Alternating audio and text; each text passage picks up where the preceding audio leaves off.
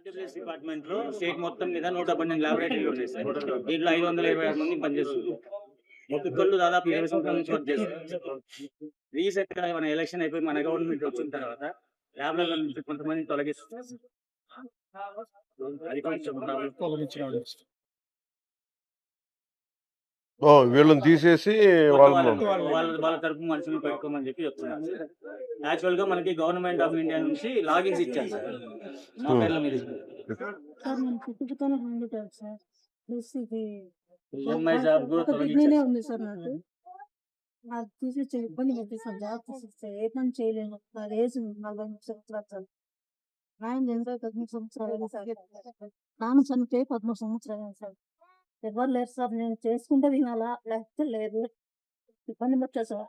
మీరు పనిచేస్తారు మన ల్యాబొరేటరీలో హెల్పర్ గా పనిచేస్తుంది సార్ కమలాపురంలో. ఈఎంఐ కూడా తీసేసాను. ఒకసారి నేను చెప్తాను, అది ఆర్డీ వెళ్తే మాట. సో నేను ఫాలోఅప్ చేస్తాను, మీరు